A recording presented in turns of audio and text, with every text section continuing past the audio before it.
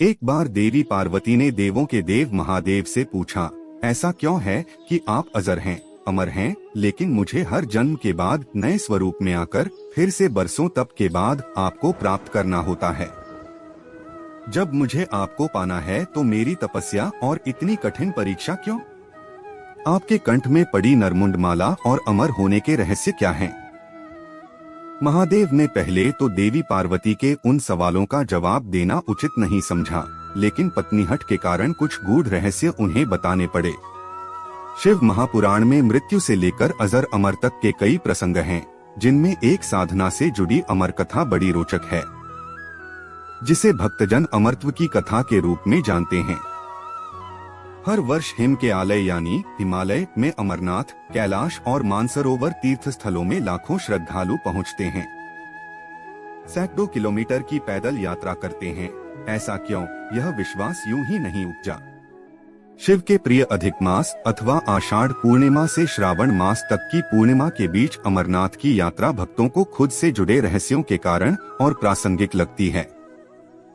पौराणिक मान्यताओं के अनुसार अमरनाथ की गुफा ही वह स्थान है जहां भगवान शिव ने पार्वती को अमर होने के गुप्त रहस्य बतलाए थे। उस दौरान उन दो ज्योतियों के अलावा तीसरा वहां कोई प्राणी नहीं था।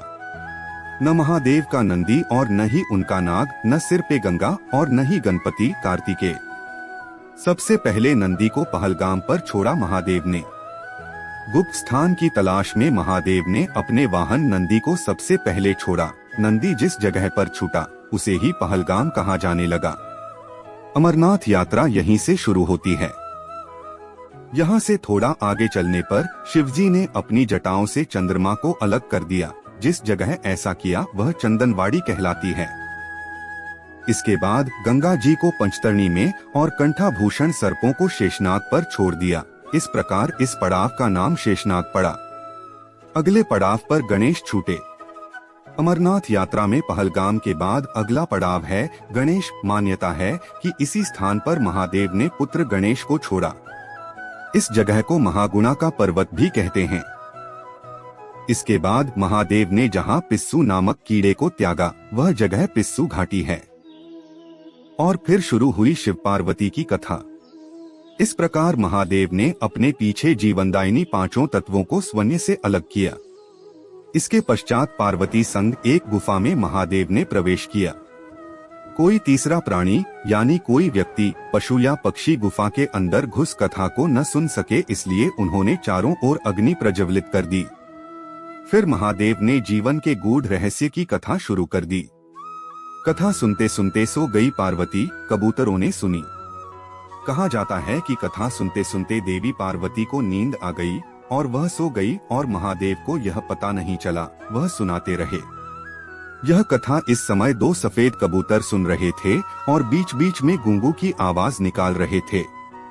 महादेव को लगा कि पार्वती मुझे सुन रही हैं और बीच बीच में हुंकार भर रही हैं।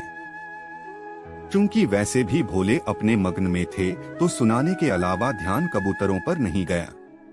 वे कबूतर अमर हुए और अब गुफा में होते हैं उनके दर्शन। दोनों कबूतर सुनते रहे। जब कथा समाप्त होने पर महादेव का ध्यान पार्वती पर गया तो उन्हें पता चला कि वे तो सो रही हैं। तो कथा सुन कौन रहा था? उनकी दृष्टि तब दो कबूतरों पर पड़ी तो महादेव को क्रोध आ गया। वहीं कबूतर का जोड़ा उनकी शरण में आ गया और बोला, भगवान, हमने आपसे अमर कथा सुनी है। यदि आप हमें मार देंगे तो यह कथा झूठी हो जाएगी, हमें पथ प्रदान करें। इस पर महादेव ने उन्हें वर दिया कि तुम सदैव इस स्थान पर शिव व पार्वती के प्रतीक चिन्ह में निवास करोगे। अंततः कबूतर का यह जोड़ा अमर हो गया और यह गुफा अमर कथा की साक्षी हो गई। इस तरह इस स्थान का नाम अमरनाथ पड़ा। मान्यता है कि आज इन दो कबूतरों के दर्शन भक्तों को होते हैं। अमरनाथ गुफा में यह भी प्रकृति का ही चमत्कार है कि शिव की पूजा वाले विशेष दिनों में बर्फ के शिवलिंग अपना आकार ले लेते हैं। यहाँ मौजूद शिवलिंग किसी आश्चर्य से कम नहीं है। पवित्र गुफा में एक और मां पार्वती और श्री गणेश के भी अलग से बर्फ से निर्मित प्रतिरूपों के भी दर्शन किए जा सकते हैं। दोस्तों, यह पौराणिक कथा आपको कैसी लगी कमेंट में अवश्य बताएं और हमारे चैनल को सब्सक्राइब करना ना भूलें। धन्यवाद।